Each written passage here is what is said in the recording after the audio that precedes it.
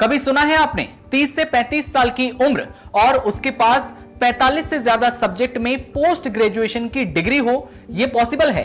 अब आप कहेंगे कि यह तो बिल्कुल असंभव सा है, क्योंकि एक सब्जेक्ट में पोस्ट ग्रेजुएशन करने में ही 2 साल लग जाते हैं, तो जरूर कोई ना कोई फर्जीवाड़ा बड़ा यहां पर हुआ होगा। आप सही हैं, यह फर्जीवाड़ा सामने आया है आरपीएससी की कॉलेज लेक्चरर भर्ती परीक्षा में। अब ये भर्ती परीक्षा है क्या, पूरा मामला क्या है, वो आपको बताएंगे। आयोग ने कॉलेज लेक्चरर के 1913 पदों पर 48 अलग अलग सब्जेक्ट के आवेदन मांगे थे और इस दौरान कई सारे कैंडिडेट ऐसे निकले हैं जिन्होंने खुद के पास 48 सब्जेक्ट की मास्टर डिग्री होने का दावा करते हुए अलग अलग सब्जेक्ट से 48 फॉर्म भर दिए हैं। आपको बता दें कि आयोग ने ऐसे 278 कैंडिडेट्स को नोटिस जारी भी किया है कि उन्हें डिग्रियां दिखाने को वापस एक बार फिर कहा गया है। आरपीएससी ने कॉलेज लेक्चरर के लिए 48 सब्जेक्ट में 1913 पदों पर भर्ती निकाली थी और इसके लिए करीब 2 लाख से ज्यादा अभ्यर्थियों ने फॉर्म को फिलअप किया था। इससे आप आंकड़ा लगा सकते हैं कि बेरोजगारी कितनी है। लेकिन इनमें से 1280 कैंडिडेट्स ऐसे पाए गए हैं जिन्होंने 2 या फिर 2 से ज्यादा सब्जेक्ट में फॉर्म भरे हैं। 4 या 4 से ज्यादा सब्जेक्ट में फॉर्म भरने वाले 278 कैंडिडेट्स मिले हैं। यहां चौंकाने वाली जो बड़ी बात रही है वो यह है कि कोई भी शख्स 48 सब्जेक्ट में पीजी यानी कि पोस्ट ग्रेजुएशन आखिर कैसे कर सकता है, क्योंकि आयोग ने आवेदन की जो अधिकतम उम्र है वो 40 साल की रखी थी।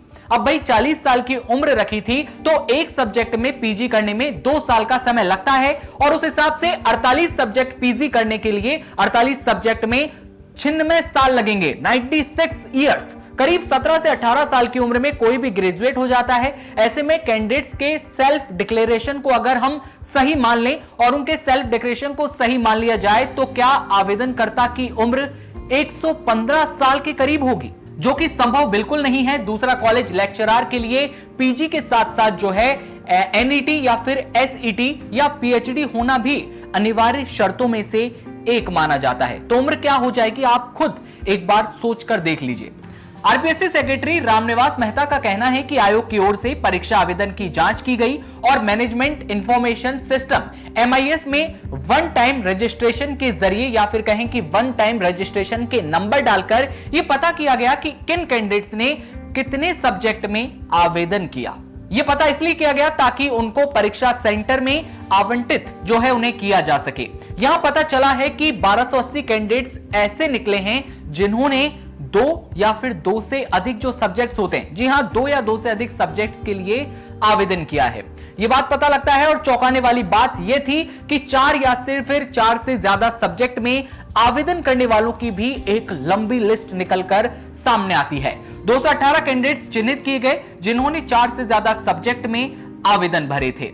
इनमें से 2 कैंडिडेट तो ऐसे निकले हैं जिन्होंने सभी 48 में से, मतलब सभी 48 सब्जेक्ट में और 2 में 47 सब्जेक्ट में आवेदन कर रखे थे। आप खुद सोचिए, 48 सब्जेक्ट में आवेदन कर दिया। इसके लिए इन कैंडिडेट से कांटेक्ट किया गया, इनसे बातचीत करने की कोशिश की गई तो हकीकत भी सामने आई।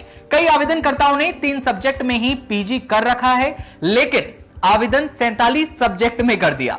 कई सारे ऐसे मिले हैं जिनके पास पीजी की डिग्री ही नहीं है। समझ रहे हैं अब कि मतलब पीजी की उनके पास डिग्री ही नहीं, वो भी 40 आवेदन कर रहे हैं। सबसे बड़ी परेशानी की बात यह भी है कि प्रत्येक सब्जेक्ट के 2 पेपर होते हैं। इसके लिए कैंडिडेट्स को सेंटर का आवंटन करना होता है। अगर किसी ने 2 फॉर्म भरे हैं तो 2 सेंटर मिलेंगे। साथ ही आरपीएससी यह भी तय करेगी कि उसके दोनों एग्जाम एक ही दिन में बिल्कुल ना हो। ऐसे में अगर किसी ने 48 फॉर्म भर दिए, आप खुद सोचिए, अगर किसी ने 48 फॉर्म एक व्यक्ति ने भरे हैं तो हर दिन अलग एग्जाम कराना होगा और उसे हर एग्जाम में बैठाने की जिम्मेदारी तय करनी होगी। ऐसे में परीक्षा लंबे समय तक चलानी भी होगी। जिस तरह का यहां पर फर्जीवाड़ा सामने आया है उसको सुनकर हर कोई हैरान है। मानिए कि भाई ऐसा कैसे पॉसिबल है, एक इंसान 48 परीक्षाएं और उसके बाद सरकार और आयोग के लिए निष्पक्ष परीक्षा कराना अब सबसे बड़ी चुनौती बन चुका है। ऐसे में इस खबर पर आपकी क्या राय है, आप क्या सोचते हैं, कमेंट करके हमें जरूर बताइए। और ऐसी ही तमाम खबरें आप सबसे पहले देखते रहने के लिए बने रहिए केसरिया राजस्थान के साथ। हमें दीजिए इजाजत, नमस्कार।